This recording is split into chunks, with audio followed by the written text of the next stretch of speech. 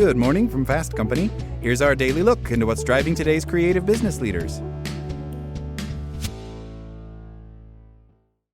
There is a deeply unsettling paradox in how aging women are represented today. The louder the discourse on inclusion and diversity becomes, the fewer women we see who actually look like women over 45. Women who age normally, who live in their bodies with their features, their lines, their visible age, have almost vanished from public view. When women in their 50s or 60s do gain visibility, it is often with a body and a face that belongs to the strange category of forever 35, perfectly smooth, ageless, suspended in time. This is not a trivial aesthetic issue, for it has major consequences for work, careers, and power.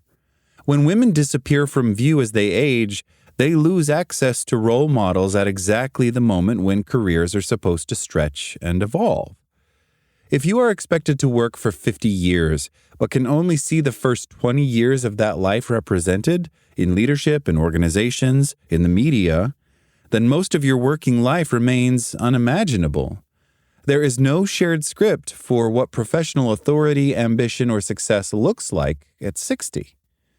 When women in their 50s or 60s are made visible, it is often on the condition that they look 10 or 20 years younger. As a result, women in their 60s are effectively invisible, present only if their age is erased. This narrows ambition, encourages self-censorship, and makes later life leadership or reinvention seem abnormal rather than expected. It quietly redistributes power away from aging women by making long careers harder to imagine, claim, and inhabit. There's no point in blaming the women. Let us be absolutely clear, this is not about condemning women's individual choices, gray hair or dyed hair, injections or not, surgery or not, filters or not. To suggest that women are responsible for their own visibility because they give in to beauty standards would be both unjust and profoundly naive. We do what we can with the constraints and possibilities we have. We do what we can with the contradictory injunctions we receive. The problem is not that women try to look younger. That's perfectly understandable. The problem is that older women are either not there or only tolerated if they do not look old. As a result, the normal faces of aging women, to borrow the central idea of a brilliant newsletter by author Caroline Criado Perez, have almost disappeared from our visual landscape. This disappearance is anything but accidental. It reflects the demographic structure of power in which men are allowed to age as they move up the ladder, while women in the workplace are expected to remain in their place, submissive, at the bottom of the hierarchy, there to please the eye whatever their job and position. A double disappearance, organizations and media. Sociologists have long documented the progressive invisibilization of women in U.S. organizations, and the numbers tell a familiar story. In Fortune 500 companies, women now make up roughly 30% of executive leadership roles, but this progress is uneven and heavily skewed toward younger cohorts. Women over 50, and especially over 60, are dramatically underrepresented at the highest levels of visible power, despite decades of accumulated experience. This organizational invisibility mirrors what happens in the media. Research by the Gina Davis Institute on Gender in Media consistently shows that women are both underrepresented and age erased on both the big and small screen. Women over 50 account for a small fraction of speaking roles, even though they represent more than a third of the U.S. adult population. As women age, they quite literally vanish from movies, television, and advertising. And when they are allowed to reappear, it is often on the condition that their age be visibly erased. Across film, TV, and ads, female bodies are tolerated, even in leadership or expert roles, only if they are filtered, smoothed, lifted, and polished. We want women leaders, but not their wrinkles of concentration, nor the visible marks of 25 years of work. When aging becomes a defect to be corrected.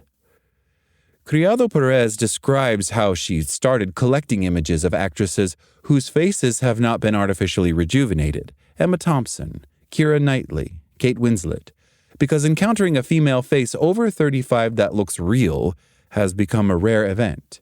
Seeing such faces should be familiar and banal. On screen, it's exceptional. Thus, we have lost our collective visual memory of what women in their 40s, 50s, or 60s actually look like. Perfectly normal features, lines of expression, changes in skin texture, sagging, are now perceived as signs of neglect and personal failure.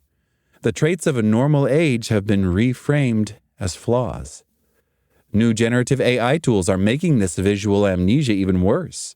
Ask an image generator to show you a 50-year-old woman, and you will usually get either a smoothed, poreless face that could be 35, or a woman who looks closer to 70. The technology merely reproduces and amplifies the biases of the image databases it is trained on. AI does not show us women of 50. It shows us what the internet imagines they should look like. It is just as pervasive in corporate stock photography, in recruitment materials, and in the visual representations of the business world more broadly. The world of work, as it is depicted today, is populated by smooth, vaguely 30-something faces, where age is either erased or reduced to a stereotype. Women in their 50s or 60s are largely absent, except when they are used to illustrate end-of-career narratives, mentorship, or decline. The enduring double standard of aging. This brings us back to a concept articulated more than 50 years ago by Susan Sontag, the double standard of aging.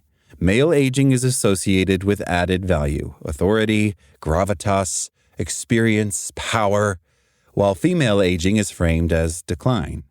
Nothing fundamental has changed. After 45, women are expected either to fade into the background or to invest enormous energy into looking younger, but never to show visible signs of aging without consequence. Many describe a feeling of literal disappearance, what French journalist Sophie Dancourt has memorably called the convent syndrome, an unspoken injunction to withdraw from public life once youth, fertility, and sexualized visibility are presumed to be over. This logic is brutally familiar in the entertainment industry, where women's careers are still shaped by narrow and unforgiving norms of desirability.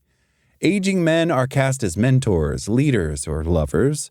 Aging women are quietly written out, unless they conform to increasingly unrealistic beauty standards.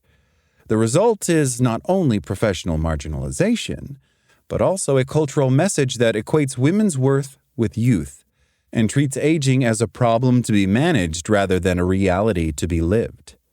This is precisely what makes the sketch Last Fuckable Day from Inside Amy Schumer so powerful.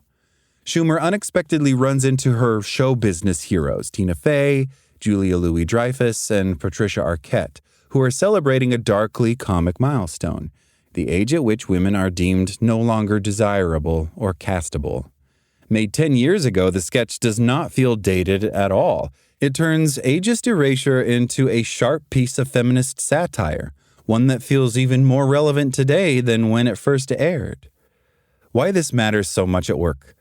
The absence of older female models is extremely costly. First, it deprives younger women of projection.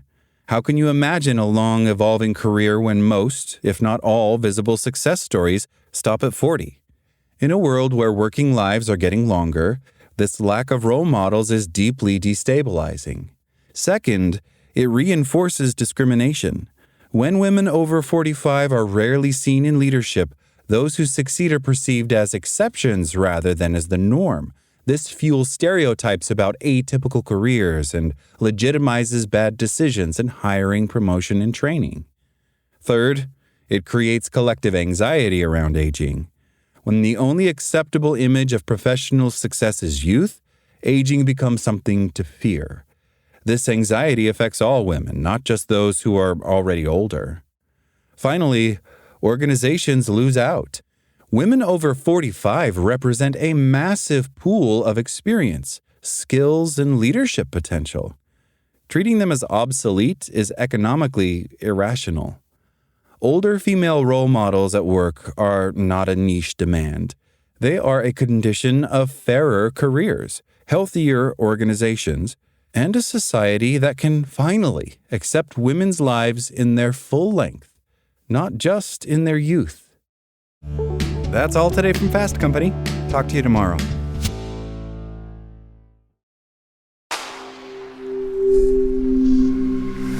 Spoken Layer.